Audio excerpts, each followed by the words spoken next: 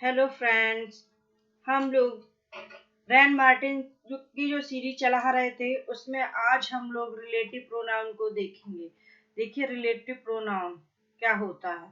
सबसे पहले हम समझेंगे कि रिलेटिव प्रोनाउन होता क्या है और किस किस फॉर्म में यूज होता है ना।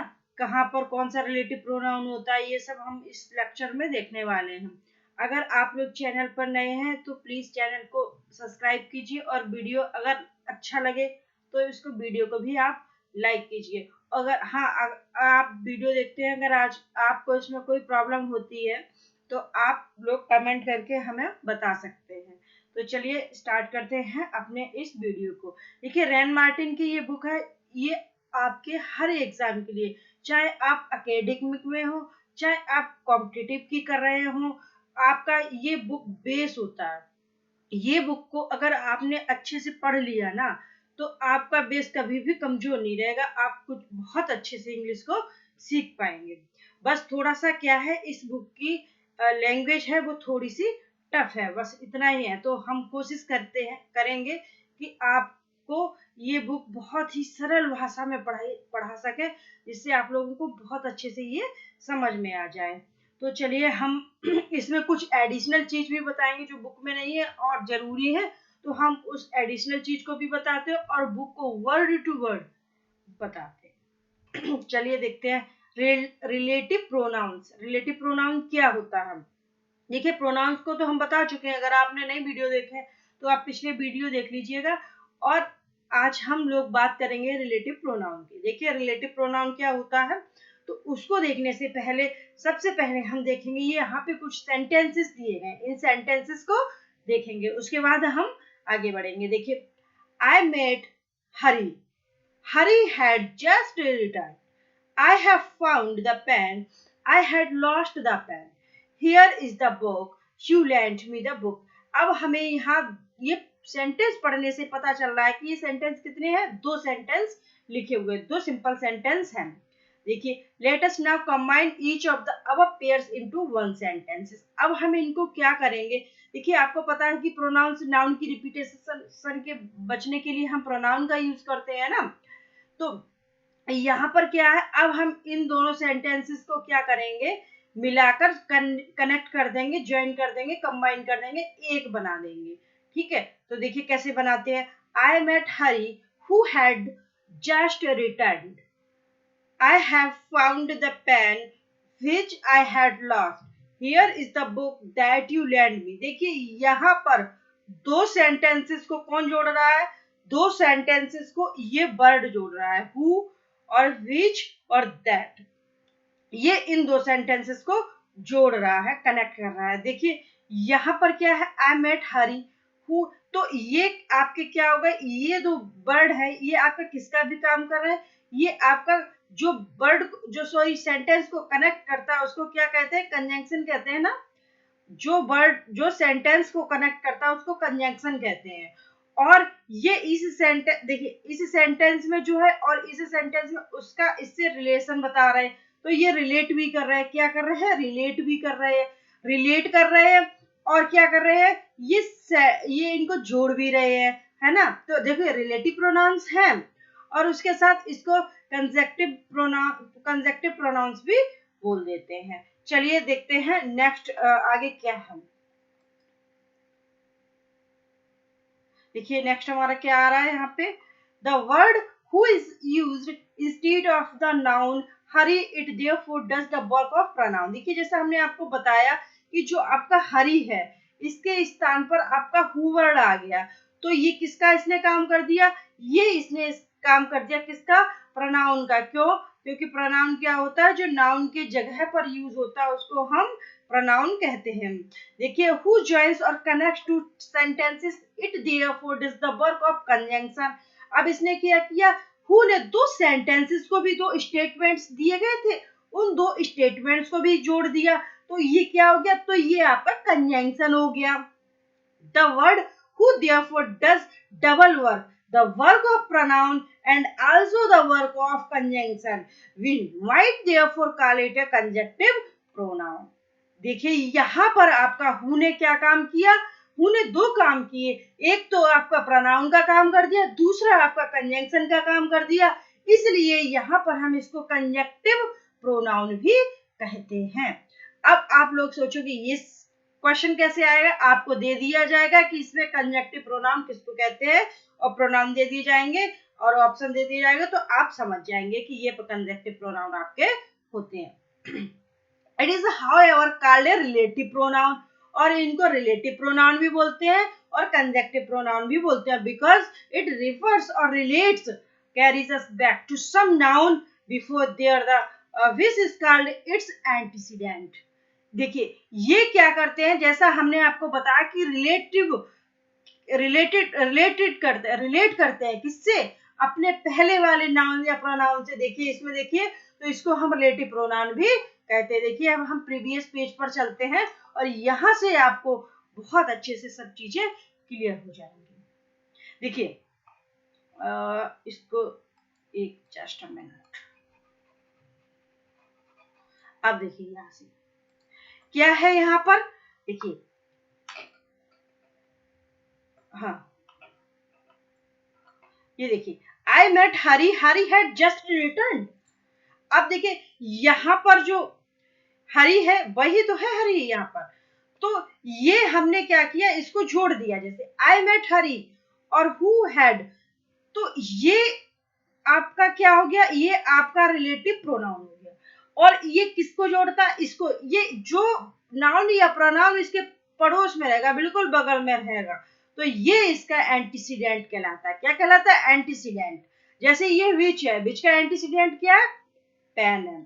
दैट का एंटीसीडेंट क्या है, बुक है। क्लियर, जो उसके पड़ोस में नाउन या प्रोनाउन रहेगा वही आपका एंटीसीडेंट कहलाएगा। सीधी सिंपल सी यही बात है। अब देखिए चलिए क्या है, let the pupil show why which that are also relative pronoun in the second and third sentence, what is the antecedent of which in the second, ये तो बता ही दिया आपको। चलिए अब हम बात करते हैं कि फॉर्म्स ऑफ रिलेटिव प्रोनाउन की। जो रिलेटिव प्रोनाउन है आपका वो बनता कैसे, क्या क्या क्या इसकी, सॉरी इसकी क्या क्या फॉर्म होती हैं आपके रिलेटिव प्रोनाउन की। चलिए यहां से देखते हैं, the relative pronoun who has different form from accusative, genitive and genitive। ठीक है, अब एक सेकेंड जी, कुछ छूट गया, नहीं छूटा कुछ नहीं। चलिए देखते हैं, देखिए जो आपका हु है उसका क्या है, डिफरेंट फॉर्म होती है। कैसी फॉर्म और डिफरेंट फॉर्म। अब देखिए एक्यूजेटिव क्या होता है, इसको हम जो ऑब्जेक्ट के स्थान पर कहते हैं, जिसको हम ऑब्जेक्टिव केस कहते हैं ना, उसके स्थान पर ये आपका यूज होता है एक्यूजेटिव केस। जेनेटिव इसको हम कहते हैं पजेसिव, पजेशन, इससे पजेशन से होता है, पजेशन। ठीक है, देखिए हु क्या है आपका नॉमिनेटिव, नॉमिनेटिव मीन्स जो सब्जेक्ट के स्थान पर हु आपका आता है, और आपका हुज, हुज आपका है पजेसिव। जैसे हम कहते थे this is my book, my pen, my, इसी तरह से योर पेन, तो यहाँ से आपका पजेशन शो होता है। क्या शो होता है, यहाँ से आपका पजेशन शो होगा, और ये आपका ऑब्जेक्ट केस में आएगा। ठीक है, ऑब्जेक्ट के स्थान पर आएगा, ऑब्जेक्टिव केस में आएगा हुम। देखिए हुम का भी यूज करते हैं और हु का भी कर देते हैं। ठीक है, चलिए देखते हैं नेक्स्ट क्या है। दिस इज द बॉय और गर्ल हु वर्क्स हार्ड। यहाँ पर बॉय भी हो सकता है और गर्ल भी हो सकता है। दिस इज द बॉय और girl whose exercise is done well. This is the boy or girl who I'll praise. These are the boys or girls who work hard. These are the boys or girls whose exercise are done well. These are the boys or girls whom I'll praise. देखिए, it will be noticed that the forms offer the same singular and plural masculine. इसमें क्या होता है, कोई gender का फर्क नहीं पड़ता है, चाहे वो आपका फेमिनाइन हो चाहे आपका वो मैस्कुलाइन हो, कुछ भी हो उस पर कोई फर्क नहीं पड़ता है। ठीक है, हाँ सिंगुलर प्लूरल फॉर्म आप देख रहे होंगे कि सिंगुलर, अगर यहाँ पर आपका एंटीसीडेंट अगर आपका सिंगुलर है तो यहाँ पर आपकी वर्ब सिंगुलर आएगी, अगर एंटीसीडेंट आपका प्लूरल है तो वर्ब आपकी यहाँ पर प्लूरल आएगी। जो यहाँ पर जो वर्ब आती है वो इसके अकॉर्डिंग आती, एंटीसीडेंट के अकॉर्डिंग आएगी। क्लियर? देखिए चलिए अब नेक्स्ट देखते हैं क्या है। The relative pronoun which has the same form for the nominative and accusative case। देखिए which है, अभी हमने who का देखा था। who क्या होता है? who का आपका सब्जेक्ट के स्थान पर who यूज होता है, फिर whom यूज होता है ना, ऑब्जेक्ट के स्थान पर, और whose यूज होता है। लेकिन जो आपका which होता है, which का सेम केस रहता है, वो नॉमिनेटिव केस में भी वही आपका रहेगा और एक्यूजेटिव केस में भी आपका वही रहता है। और आपका जो पजेसिव केस होता है उसमें आपका whose भी यूज कर सकते हैं और आपका which ऑफ भी यूज करते, सॉरी ऑफ which भी यूज करते हैं। ठीक है, चलिए देखते हैं। This is the house belongs to my uncle. This is the house which belongs to my uncle. ठीक है, यहाँ पर हाउस क्या है? आपका नॉन लिविंग थिंग्स है, इसलिए यहाँ पर आपका विच आ गया। ठीक है, तो यहाँ पर ये देखिए हाउस सिंगुलर है, तो यहाँ पर वर्ब कैसी होगी? सिंगुलर आएगी इसके according. The house which my uncle is would cost is, ठीक इतने। The relative pronoun which has no genitive cases but whose is used as substitute for of which। कि ऑफ विच यूज करते हैं, लेकिन of which की अगर जगह पर हम चाहें तो हम हुज का भी यूज करते हैं। ठीक है, ऑफ विच। देखिए ए triangle whose three sides are equal is called an equilateral triangle। ठीक है, यहाँ पर हुज भी आ गया। The relative pronoun that has the same form in singular, plural and in the nominative and accusative, it has no genitive case। That is देखिए इसका that जो होता है, that इसका आपका subject form objective form same रहता है और इसका जेनेटिव केस नहीं होता, मतलब पजेसिव केस इसका नहीं होता है, इसका that का। ही that is content is rich, that they that touch which will be defiled it, take anything that you like। चलिए देखते हैं। the relative pronoun what is used only in singular and has the same form in the nominative and accusative। देखिए what आपका हमेशा singular, देखिए वो आपने देखा क्या, who सिंगुलर प्लूरल दोनों में यूज हो रहा था, which भी यूज हो रहा था, है ना, और that भी यूज हो रहा था। बट आपका जो what है वो सिर्फ आपका what है, वो आपका कैसा रहेगा, वो हमेशा सिंगुलर फॉर्म में ही यूज होता है। देखिए what has happened is not clear, I say what I mean। और इसमें जब what का यूज होता है तो इसका एंटीसीडेंट नहीं होता, जैसे आपने which देखा होगा, who देखा होगा, इसका एंटीसीडेंट नहीं होता। he failed in what he attempted। Clear? आप देखिए हम बात करते हैं, अभी तक हमने देखा कि आपके रिलेटिव प्रोनाउन होते कौन कौन से हैं ना, इनकी फॉर्म क्या होती है ना। तो अब हम देखेंगे कि जो यूज कैसे करते हैं, किसका रिलेटिव प्रोनाउन का हम यूज देखने वाले हैं। अगर आपको वीडियो अच्छा लग रहा है तो प्लीज वीडियो को लाइक कीजिए और चैनल को सब्सक्राइब कीजिए। और आपके जो वैल्यूएबल जो आइडियाज हैं या जो भी आप पसंद कर रहे हैं, वीडियो आपको पसंद आ रहा है तो प्लीज कमेंट करके भी बताइए, जिससे हमें भी मोटिवेशन मिलता है और हम और कोशिश करेंगे अच्छे से अच्छा वीडियो बनाने की। तो चलिए आते हैं अपने नेक्स्ट क्वेश्चन पर। एक सेकेंड, यहाँ से हम इसको जूम करते हैं, थोड़ा क्लियर दिखने लगे। हाँ अब दिख रहा होगा। चलिए देखते हैं यूज ऑफ रिलेटिव प्रोनाउंस। अब हम यहाँ पर क्या देखेंगे कि रिलेटिव प्रोनाउन का यूज कैसे होता है। As a general rule who is used for persons only, it may refer to a singular or plural noun. अब देखिए जनरल रूल तो सिंपल सा है कि हु जो है आपका वो पर्सन्स के लिए यूज होता है केवल, और ये सिंगुलर और प्लूरल दोनों को रिफर करता है। ठीक है, अब देखिए the man who is honest is trusted, blessed is the who has found his work, he prayed best who loved best, he who hesitates is lost. They never fail who die in a great cause. Clear. Who replaces home in informal English. देखिए formal में तो नहीं, लेकिन informal में हम हुम का use कर सकते हैं, लेकिन करना नहीं चाहिए. इसे सेंटेंस गलत माना जाएगा, नहीं करना चाहिए. ठीक है, इसमें लिखा है भाई तो बता दिया, लेकिन गलत हो जाएगा. चलिए रिलेटिव प्रोनाउंस देखते हैं.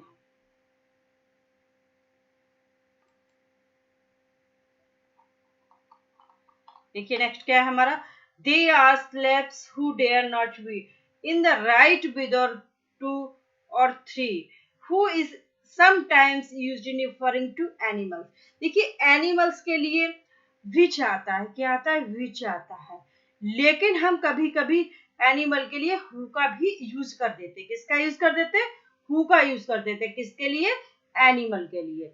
कब करते हैं? उसके लिए एक कंडीशन होती है. जैसे मान लीजिए आपने कोई जानवर देखा, ठीक है, जानवर देखा. ऐसे ही मान लो बाहर आप जा रहे हैं, घूमने जा रहे हैं कहीं, आपने डॉग देख लिया, तो उस डॉग के लिए हम क्या यूज करेंगे? विच. क्योंकि उस, लेकिन आपका कोई पेट डॉग है, आपका पालतू कुत्ता, तो उसके लिए हम हु यूज कर देंगे as a family member. I hope आपको क्लियर हो रहा होगा. देखिए अगर कोई ऐसा जानवर है, ऐसा जानवर है जो आपका पालतू नहीं है ना, ऐसे ही बाहर घूमने फिरने वाला जानवर, तब तो हम उसके लिए विच लगाएंगे. लेकिन आपका पालतू जानवर है तो उसके लिए हम क्या लगाएंगे? उसके लिए हम लगाएंगे who. In the right which two और three. Who is sometimes referring animals. Who is the possessive form of who is used in speaking of persons, animals and also things without. देखिए the sun whose rays give life to the earth is regarded by some people as a god. This is the question whose solution has baffled prosper of all pays. देखिए क्या है कि whose के लिए हम person के लिए भी करते हैं, एनिमल्स के लिए भी करते हैं और थिंग्स के लिए भी करते हैं, और जो विदाउट लाइफ की होती है ना, उनके लिए भी हम यूज करते हैं चीजों के लिए. अब देखिए द सन हुज रेज, यहाँ पे हुज आ गया, यहाँ पर भी हुज आ गया, आप देख रहे हैं. लेकिन इसके लिए अगर हम प्रॉपरली कहें तो यहाँ पर ऑफ विच का यूज भी कर सकते हैं. Which is used for things without life and for animals. It may refer to singular or plural noun. अब आपका जो विच है वो विदाउट लाइफ की जो चीजें है ना, मतलब निर्जीव चीजें, निर्जीव वस्तुएं, उनके लिए यूज होता है आपका, और आपका एनिमल्स के लिए यूज होता है क्या? Which. The moment which is lost for ever. देखिए ये मोमेंट, ठीक है. विच, ये देखिए बुक्स आया, विच आ गया. हॉर्स एनिमल्स है, विच आ गया. Which was sometimes formerly use to refer to a person. मतलब ऐसे फॉर्मली पहले यूज कर देते थे फादर के लिए. ये देखिए विच में also refer to a sentence. देखिए the man used said to be drunk, which was not the case. He said saw me there, which was a लाई. ये यूज कर देते थे फॉर्मली में, फॉर्मली पहले. The relative pronoun who and which can be used. अब देखिए relative pronoun यहाँ पर थोड़ा सा समझने वाली, जो the relative pronoun who and which can be used. ये रिलेटिव प्रोनाउन हु और विच आपके यूज किए जा सकते हैं. देख लीजिए यहाँ पे थोड़ा सा ये है, लेकिन ये अपवाद अगर इस टाइप का अगर आप यूज कर सकते हो सकता है गलत कर दिया जाए. और देखते हैं हम नेक्स्ट रूल पर हम लोग चलते हैं. यहाँ से कुछ थोड़ा सा कट हो रहा है, इसको सेकंड.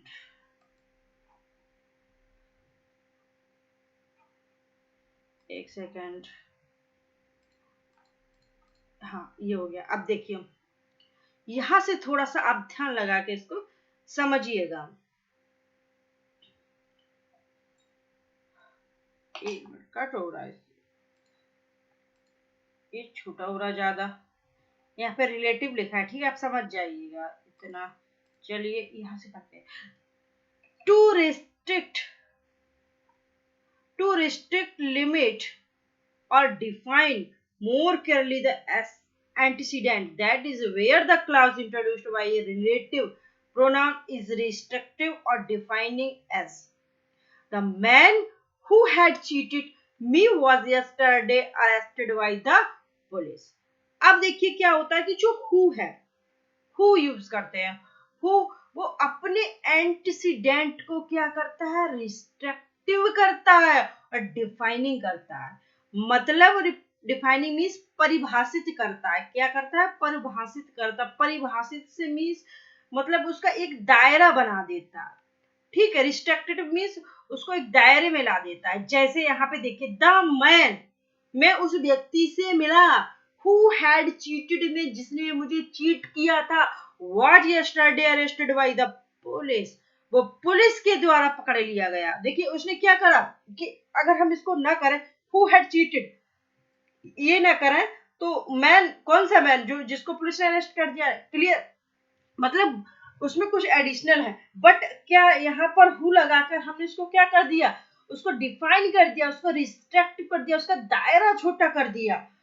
ठीक है, द मैन, उस व्यक्ति को पुलिस ने पकड़ा, किसको, हु हैड चीटेड मी, जिसने मुझे चीट किया था, was arrested yesterday by the police, police के द्वारा अरेस्ट कर लिया गया। नेक्स्ट देखिए, the book which you see on the table cost me 90 rupees.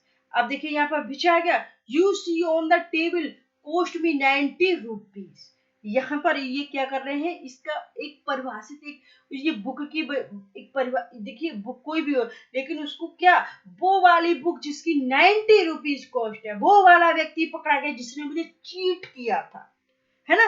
तो इसमें हम क्या, ये क्या कर रहा है, ये इसमें आपको एक सीमित, एक उसका दायरा बना रहा है और परिभाषित, मतलब उसको सीमित कर तभी परिभाषित कर सकता है।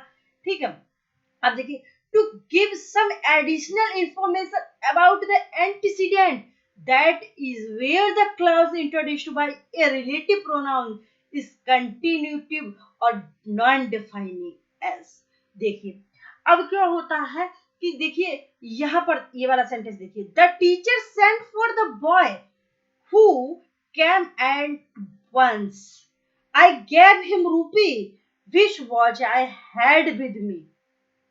देखिए यहाँ पर आपको ये सेंटेंस पढ़ने से आपको पता चलेगा कि जो है वो सीमित कर दिया गया उनका दायरा, लेकिन इसमें कंटिन्यूटिविटी है, मतलब निरंतरता है, इसको लिमिट नहीं किया गया, इसको एडिशनल किया गया है, उस चीज के बारे में कुछ नई चीज ऐड की गई है, इसमें आपको पता चलेगा।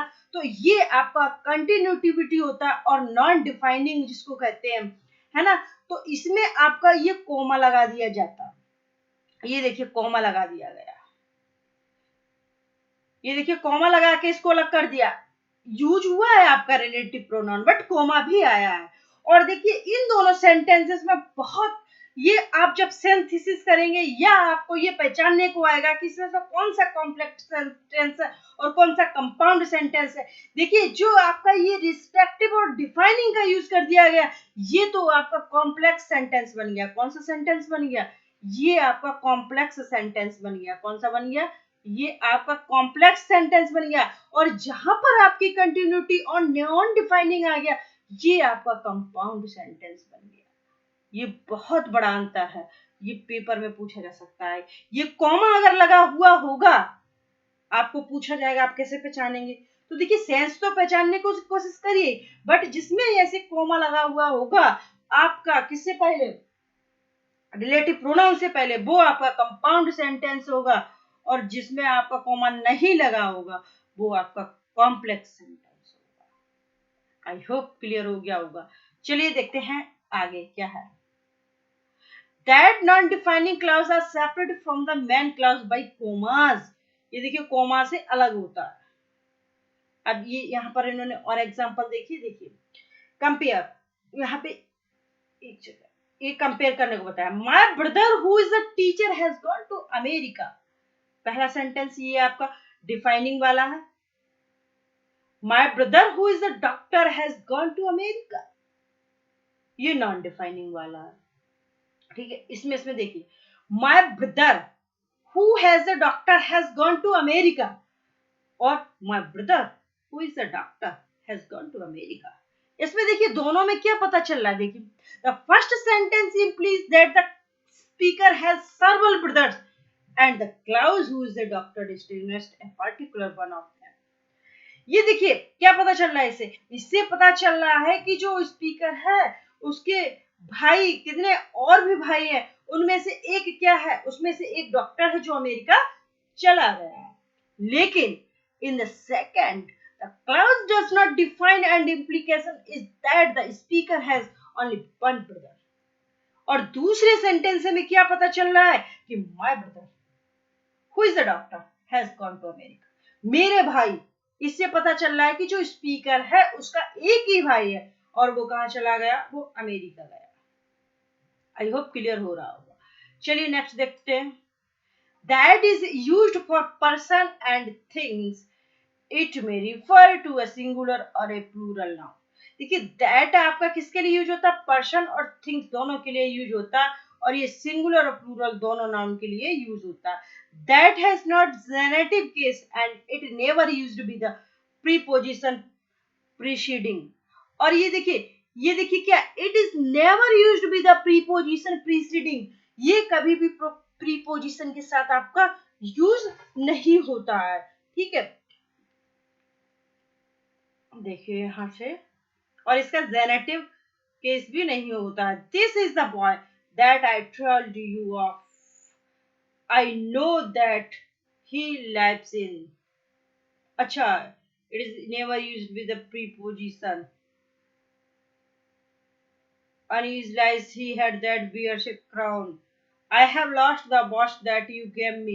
Thrice is he armed that has is quarrel just. He that is not with me is against me.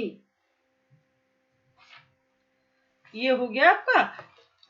I hope इतना आपको समझ में आ रहा है. अगर इतने वीडियो में अगर आपको कोई भी प्रॉब्लम है तो आप बेझिझक आप कमेंट कीजिएगा. कोशिश करेंगे कि आपका जो प्रॉब्लम है उसको दूर किया जाए. चलिए देखते हैं आगे क्या है.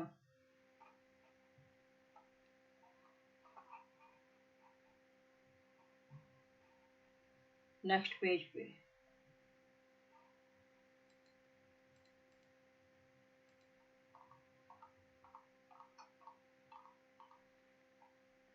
who that has made. एक सेकंड, यहाँ से ये खराब हो गया.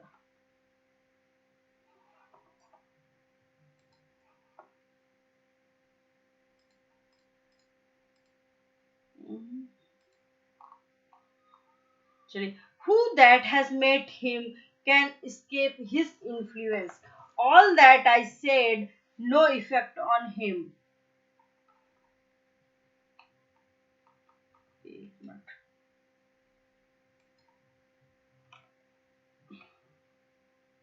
He was the most eloquent speaker that I had never heard.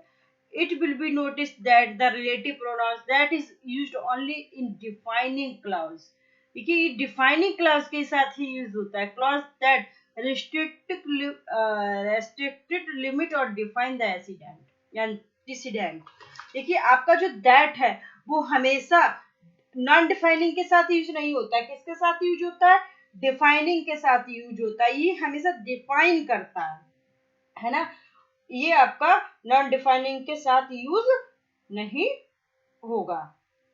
चलिए अब हम देखते हैं नेक्स्ट हमारा क्या है.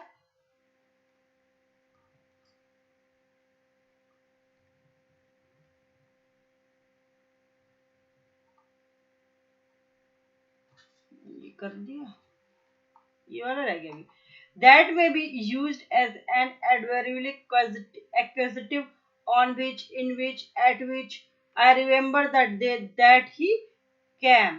देखिए ये जो एडवेरियल एक्यूजेटिव होती है, मतलब जो आपका जो ऑब्जेक्टिव काम का काम करती है, इस तरह से उनके जगह पर भी ये यूज हो सकता है. Remember that he cam. मुझे वो दिन याद है जब वो आया था. One the day that you attest therefore of those shall surely die. Next देखिए, as the relative pronouns that has a restrictive force, it sometimes become unsuitable and substitutes of which or which. Thus I can say. देखिए ये कभी which who और which के स्थान पर भी आ जाता है. जैसे my father that is his cool master is 50 years old। अब यहाँ पर क्या आना, हाँ देखिए यहाँ पर हु आ सकता है, ये देखिए तो यहाँ पर हु की जगह पर दैट आ गया। But if I happen to have more than one sister I can say, देखिए यहाँ पे देखिए फादर माई, अब यहाँ पर क्या है कि फादर तो एक ही होते हैं इसलिए इसको इस तरह से यूज किया गया, और सिस्टर एक से ज्यादा हो सकती है, तो my sister that has been adopted my uncle is clear. Next देखिए, the relative pronoun that is used in preference to who और विच, जो रिलेटिव प्रोनाउन है वो हु और विच के जगह पर यूज होता है, वो हमें इसमें देखना है। देखिए आफ्टर एडजेक्टिव इन सुपरलेटिव डिग्री, जो सुपरलेटिव डिग्री के एडजेक्टिव आएगा वहां पर आपका विच ही, सॉरी दैट ही यूज होगा। जैसे he was the most equivalent speaker, देखिए यहाँ पर आपका सुपरलेटिव डिग्री आ गई, तो यहाँ पर दैट आएगा। यहाँ पर देखिए बाइजेस्ट मैन, हु आना चाहिए लेकिन दैट आएगा। दिस इज द बेस्ट, यहाँ पर दैट आएगा। After the all, same, any, none, nothing, the only, इस टाइप के जो वर्ड आएंगे उसमें भी आपका दैट ही यूज होगा। जैसे all is not gold that glitters, ठीक है, he is the same man that, only, nothing that and only that, इस तरह से आएगा। After the interrogative pronouns who what, इसके बाद आएगा जैसे हु दैट सॉ, देखिए वहां पर रिलेटिव प्रोनाउन है ना, तो यहाँ पर ये इंटरोगेटिव प्रोनाउंस है, तो इसके बाद हमेशा दैट का यूज होगा। Who I am that, what is that, what is, इस तरह से यूज होगा। After two antecedent, one denoting a person and the other denoting an animal और a thing, the boy and his dog that had trapezed on the club premises but turned out। अब देखिए एक मान लीजिए क्या है, एक आपका एनिमल है ना, और एक आपका मैन, मतलब मैन से मतलब ह्यूमन है, ठीक है। तो जब ये दोनों यूज होंगे तो क्या होगा, तो वहां पर ना हम हु लगाएंगे ना हम विच लगाएंगे, वहां पर सिंपल सा हम दैट का यूज करेंगे। देखिए जैसे द बॉय, लड़का, और हिज डॉग, उसका कुत्ता, तो यहाँ पर क्या आ जाएगा, दैट आ जाएगा। What refers to things only, it is used without an antecedent expressed and equivalent to that which or things which। ये what का कोई एंटीसीडेंट नहीं होता, इस दैट विच के यूज में ये जो आपका यूज होता है थिंग्स के लिए। जैसे what cannot be curbed must be endured, I say what I mean what I say, what is done cannot be undone, what man has done man can do, what is one man's meat is another man's poison। Give careful heed to what I say. What I have written, I have written. He found what he was looking for. It will be noticed that what is used in nominative and accusative singular only। देखिए यहाँ पर हम क्या देख सकते हैं कि what आपका accusative और यहाँ पर देखिए nominative, ये दोनों केस में यूज हो रहा है, लेकिन कैसे यूज हो रहा है, एज ए सिंगुलर यूज हो रहा है। क्लियर। इन ओल्डर इंग्लिश क्या है, in older English the word as was use as relative pronoun after such. देखिए tears such as angels weep rust, these mangoes are not such as, देखिए such के साथ as आता था ओल्डर इंग्लिश में। Next देखते हैं,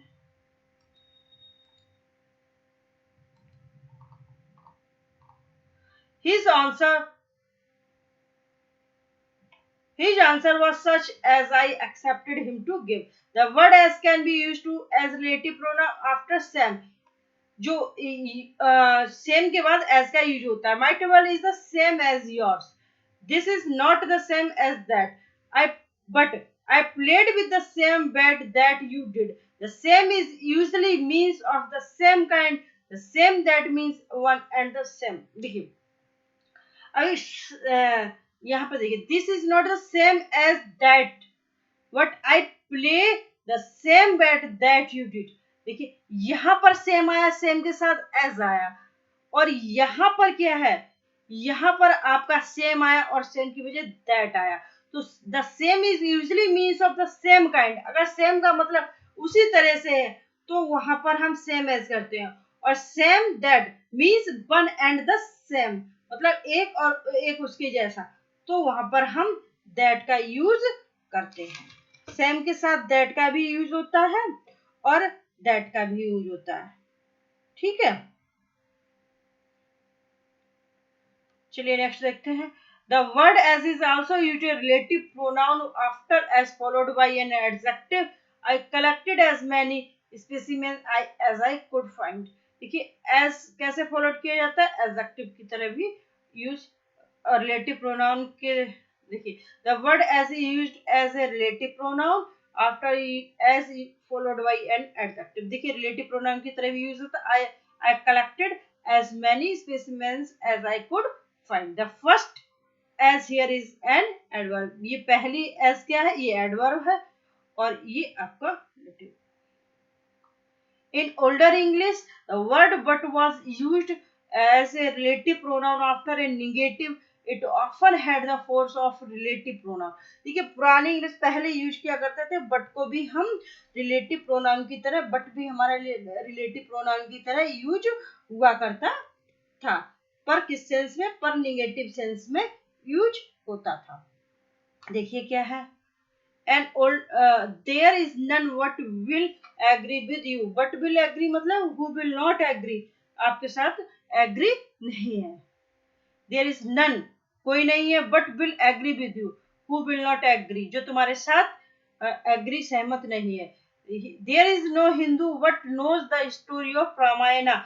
इसका मतलब क्या, that is there is no Hindu who does not know. यहाँ पर कोई हिंदू ऐसा नहीं है जो रामायण के बारे में नहीं जानता हो। There is no Hindu but knows the story of the Ramayana, मतलब यहाँ पर आपको देखो ये निगेटिव नहीं दिख रहा है, लेकिन इसका क्या है कि ऐसा यहाँ पर हिंदू कोई नहीं है जो रामायण के बारे में नहीं जानता हूँ। There is no man but wishes to live. There is no rose but has some thorn. यहाँ पर ऐसा कोई गुलाब नहीं है जो कांटों में ना हो। There is no scarcely child but likes candy. There is no man but knows these things. आप चलिए देखिए ये आपका रिलेटिव प्रोनाउन यहाँ तक हो गया। अब आपका जो ओमिशन ऑफ रिलेटिव प्रोनाउन है ये आपका नेक्स्ट वीडियो में देखेंगे, क्योंकि वीडियो बहुत बड़ा हो जाएगा। तो आज यहीं तक रखते हैं। अगर आपको वीडियो समझ में आता है अगर लेक्चर, तो आप प्लीज कमेंट कीजिएगा और वीडियो को लाइक भी कीजिएगा। और चैनल पर अगर आप नए हैं और चैनल को आपने अभी तक सब्सक्राइब नहीं किया तो प्लीज चैनल को सब्सक्राइब कीजिएगा। और कोई भी प्रॉब्लम है, अच्छा बुरा जैसा भी वीडियो लगे आप कमेंट कीजिएगा। ठीक है, मिलते हैं नेक्स्ट वीडियो में, तब तक के लिए बाय बाय।